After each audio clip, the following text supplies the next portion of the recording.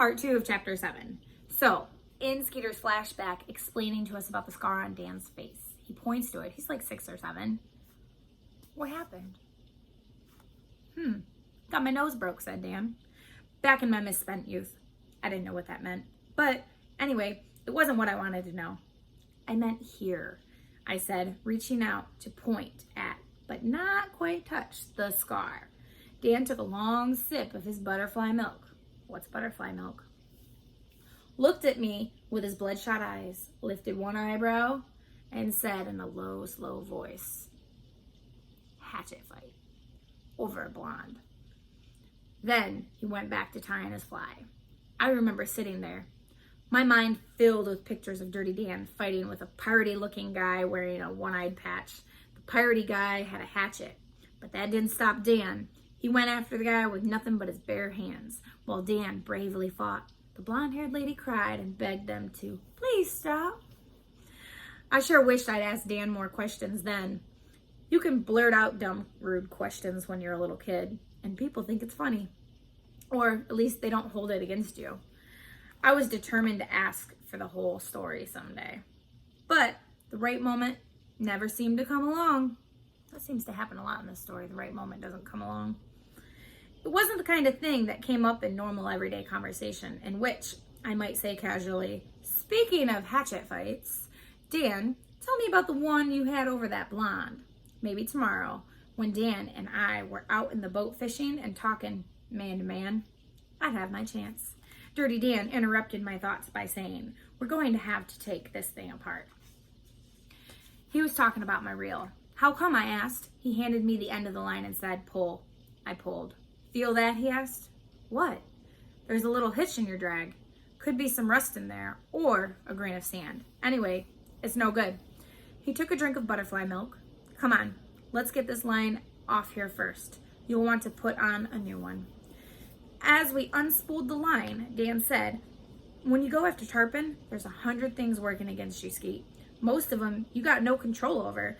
You've got to pay attention to the things you can control, and your equipment is one of them. I watched Dan take the reel apart, clean it, oil it, and reassemble it. Then he put on a new fly line.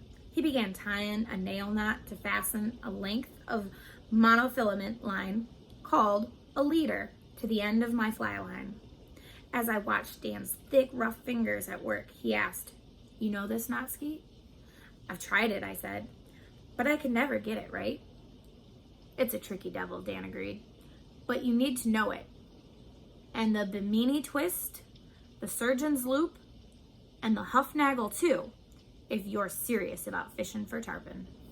I nodded. I was serious, all right. To me, everything about tarpon fishing was incredibly cool. I made a silent vow to get my knot book out and do some practicing at home. Now, Dan said as he worked, if we tied a regular square knot here, what would happen if you put force on it? I thought for a minute. Well, it would be smooth like a nail knot, so it would get caught in the eye of the rod. Exactly, said Dan. Then he tied on a series of different strength lines, using the other knots he'd mentioned. Why am I bothering to do all this, he asked. That first section of line is pretty strong, I said. What is it, 80-pound test? Dan nodded. Well, the next section is only 20-pound test. If you used a square knot to tie 80-pound test line to 20-pound test line, the stronger line would wear on the weaker one, and the weak line would eventually break.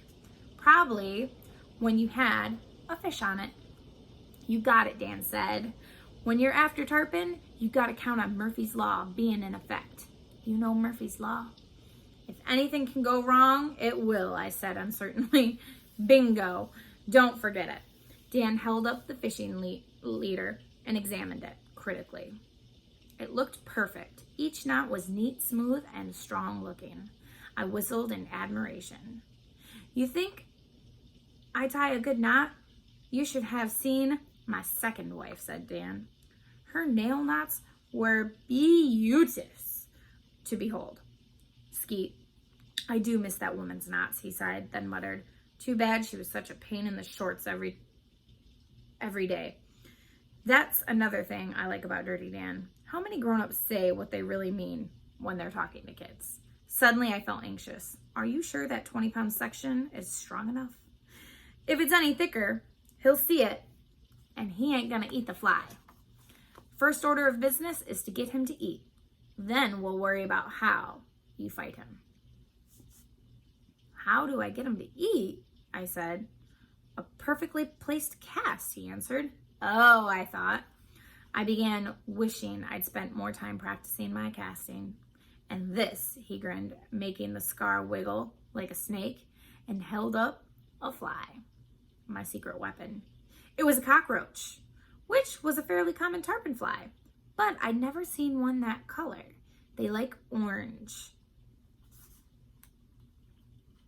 He lifted an eyebrow and whispered, they're crazy for it, like alligators after a poodle. You'll see. I nodded eagerly.